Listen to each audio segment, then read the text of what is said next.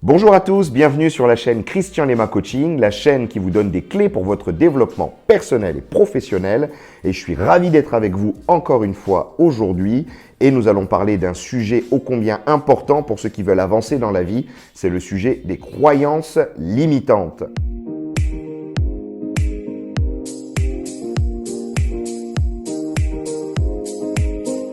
Tout d'abord, commençons par définir ce qu'est une croyance limitante.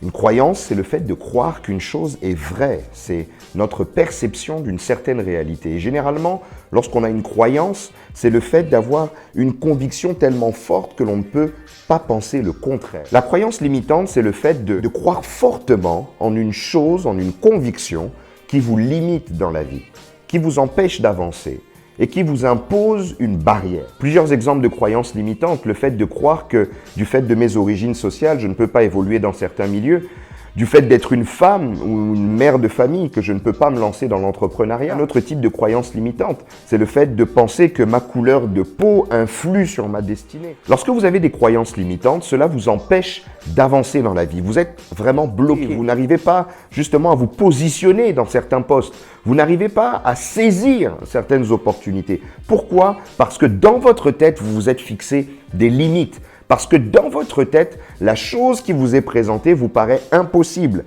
inconcevable. Et donc, à un moment donné, il y a des portes de vos vies que vous n'ouvrez pas du fait de ces croyances limitantes. Énormément de personnes ont des croyances limitantes et n'arrivent pas à se lancer dans l'entrepreneuriat. De nombreuses personnes ont des croyances limitantes et n'arrivent pas à progresser dans leur carrière professionnelle.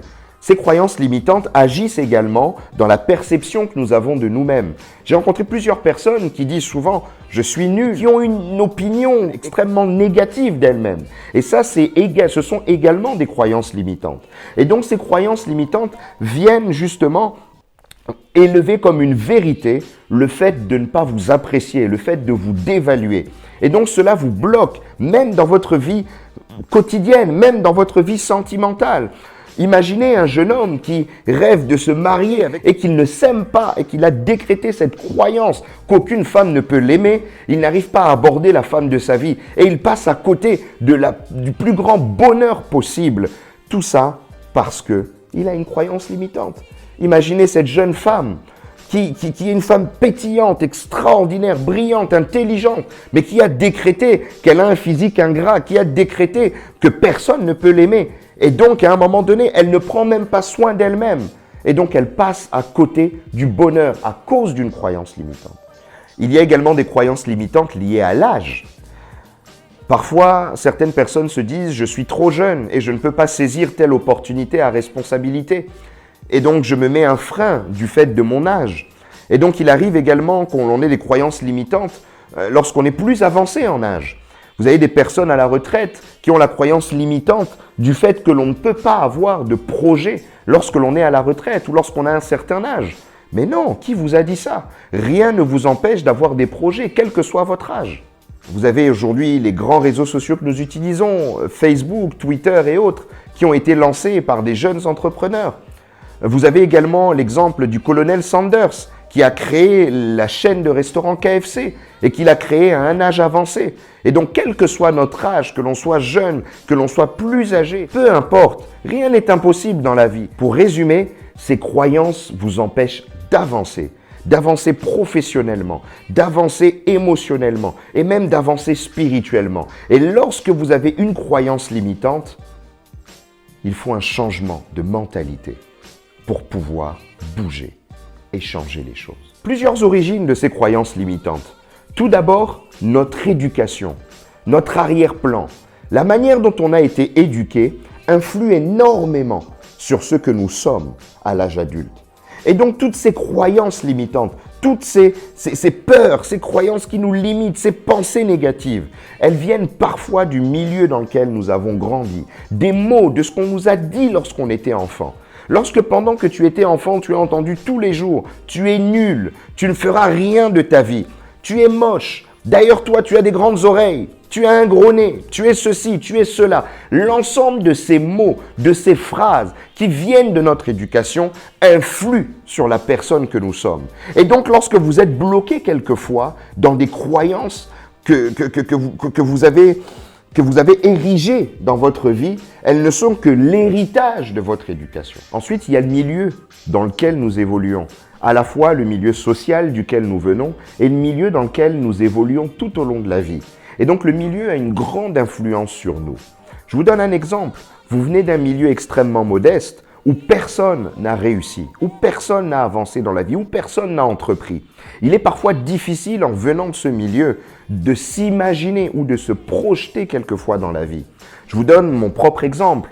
Moi, je venais d'un milieu dans lequel j'ai souvent entendu que les personnes qui faisaient de hautes études se retrouveraient au chômage. Et on m'a souvent dit, ne fais pas d'études, ne va pas plus loin dans tes études, parce que tu risqueras de te retrouver au chômage parce que tu es noir, parce qu'on ne recrute pas les noirs. Et donc, vous avez une sorte de barrière mentale qui vous est mise à travers ce type de témoignages ou de partages qui sont partagés fortement dans un milieu social. Et donc, le milieu social duquel vous venez vous conditionne, vous façonne et vous donne un héritage de croyances limitantes. Il y a également nos expériences personnelles qui ont un impact considérable sur nos croyances. Nos expériences personnelles, je vais vous donner un exemple. Vous avez peut-être vécu au niveau sentimental plusieurs échecs, en commençant par exemple par le divorce de vos parents. Vous avez peut-être vécu ensuite des fiançailles ratées qui ne sont pas allées au bout. Et donc vous avez décrété dans votre tête que le mariage ne peut pas être réussi et que le bonheur marital n'existe pas. Et donc ça, c'est une croyance limitante. Ce n'est pas parce que vous aviez échoué dans vos fiançailles, ce n'est pas parce que vos parents ont échoué dans le mariage, que vous échouerez également dans une relation amoureuse, dans un mariage.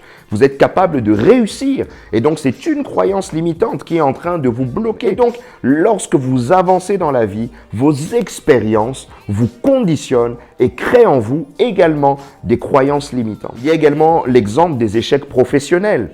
Vous avez peut-être postulé 10 fois dans une entreprise qui vous a dit non. Et vous vous imaginez que cette entreprise ne pourra jamais vous recruter. Pourtant, vous en rêvez. Vous avez mis une barrière, une croyance limitante. Je vous donne un exemple. Vous avez également été dans un secteur d'activité. Vous avez tenté l'entrepreneuriat. Votre première entreprise, vous avez dû la fermer à cause du Covid, à cause de différentes problématiques que vous avez rencontrées. Et donc, vous avez fait une cessation d'activité. Mais ce n'est pas parce que vous avez échoué une fois dans l'entrepreneuriat que l'entrepreneuriat n'est pas fait pour vous ou que l'entrepreneuriat ne fonctionnera jamais. Et donc, ce sont des croyances limitantes qui vous empêchent de devenir la personne que vous devez devenir. Et le dernier point, c'est la société également qui met en nous des croyances limitantes. Vous savez, la société conditionne ce que l'homme doit faire, ce que la femme doit faire, ce que l'homme doit être, ce que la femme doit être, ce que nous devons être en fonction de nos origines sociales. Je viens d'une cité, je viens d'un quartier prioritaire de la ville, eh ben je ne peux pas accéder à tel milieu. Et donc on a une sorte de société qui fonctionne avec des classes et donc avec des personnes qui doivent être soit col blanc, col bleu, je ne peux évoluer que dans tel métier ou dans tel environnement. Et donc parfois la société nous conditionne et met en nous des étiquettes qui créent en nous des croyances limitantes. Et donc les femmes, par exemple, sont souvent affectées par les croyances limitantes qui sont imposées par la société. Par exemple, vous avez des personnes d'origine modeste, soit qui viennent des zones rurales ou des quartiers prioritaires de la ville, qui ont des étiquettes pour leur dire qu'ils ne réussiront jamais, qu'ils ne s'en sortiront jamais. Et donc tout cela, ce sont des croyances limitantes et il ne faut surtout pas se laisser conditionner par les différents cadres ou les différents carcans, prisons que nous impose la société. Et donc ce n'est pas parce que vous êtes d'origine étrangère, ce n'est pas parce que vous êtes d'origine sociale modeste, ce n'est pas parce que vous êtes une femme ou ce n'est pas parce que vous êtes en situation de handicap que vous n'êtes pas capable de vous en sortir. Et donc il est important et plus que jamais important de pouvoir lever ces croyances, les vaincre, changer de mentalité pour vous développer pleinement. Cette année, nous voulons tous vaincre nos croyances limitantes. Et je vais vous partager 5 clés qui vont vous permettre de vaincre ces croyances.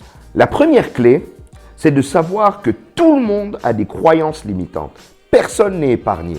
Vous savez, que l'on soit dans une spirale positive ou négative, d'échec ou de succès, nous avons tous nos croyances limitantes. Et donc, si vous avez l'impression d'être le seul au monde à en avoir, eh bien, soyez tranquille parce que tout le monde en a. Je vous donne un exemple. Vous avez un musicien qui a sorti un album et donc l'album a été vendu à 10 000 exemplaires. C'est génial, waouh! Mais dans sa tête, sa croyance limitante, c'est qu'il est impossible de vendre 1 million d'albums.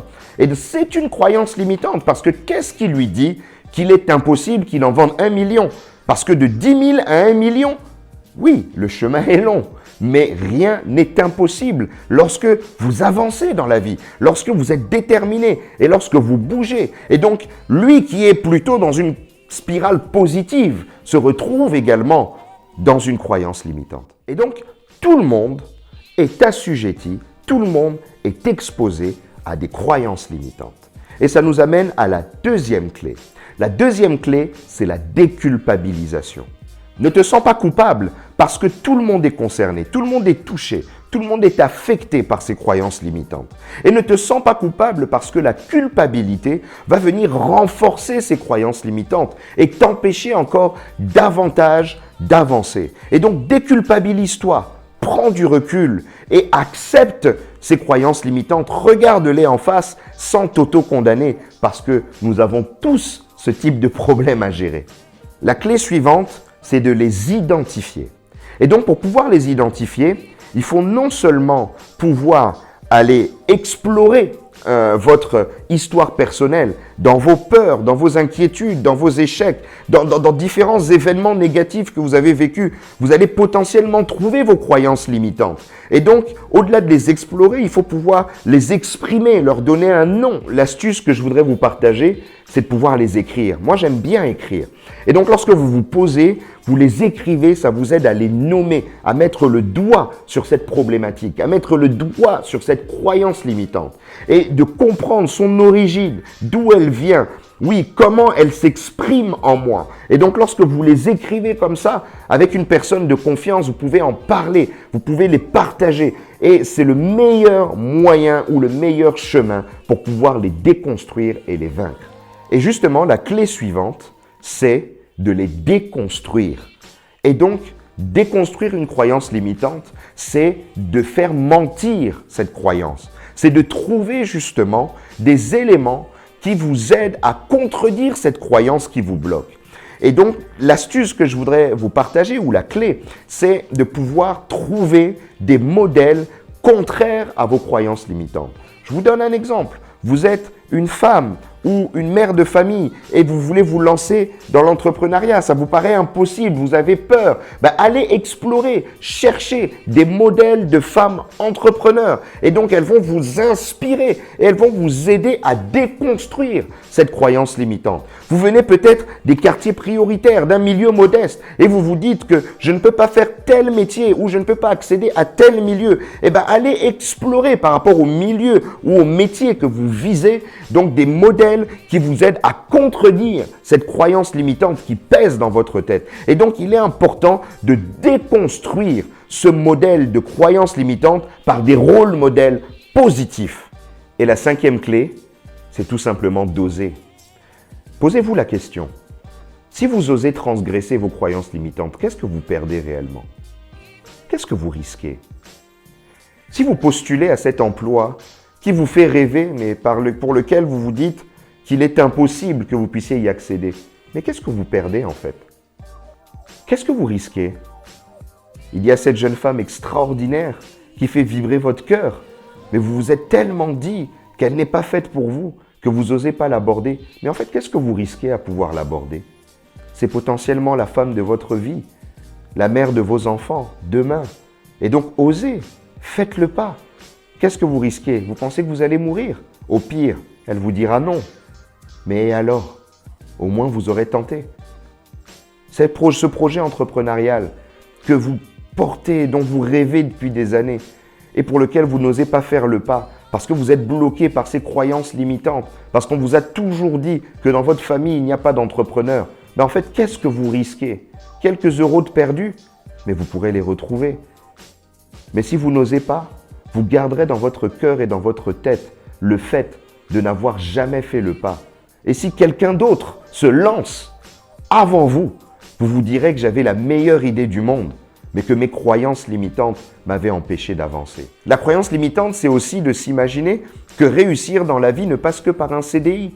Vous avez un projet entrepreneurial dans les tripes, mais vous êtes enfermé dans cette croyance que pour pouvoir payer ses factures, s'en sortir dans la vie, d'élever ses enfants, que cela ne passe que par le travail salarié. Mais mes amis, faites tomber ces croyances, osez, bougez. Vous vous rendrez compte qu'il y a des entrepreneurs qui ont fait des choses extraordinaires, qui s'en sortent mieux même que des salariés. Osez et vous verrez que vos croyances limitantes ne sont pas plus grandes que votre capacité d'agir. Et le meilleur moyen de détruire les croyances limitantes, c'est l'action. C'est le fait d'avancer, de bouger, d'agir et de prendre en main sa vie. Nous avons donc vu 5 clés pour pouvoir vaincre nos croyances limitantes. La première clé, c'est la prise de conscience. La deuxième clé, c'est la déculpabilisation. La troisième clé, c'est le fait de pouvoir les identifier. La quatrième clé, c'est le fait de les déconstruire. Et la cinquième clé, c'est le fait d'oser. J'espère que cette vidéo vous a plu. N'hésitez pas à laisser un commentaire. Et donc, je vous invite également à vous abonner à la chaîne et à appuyer sur la petite cloche pour ne rien rater et liker la vidéo et la partager.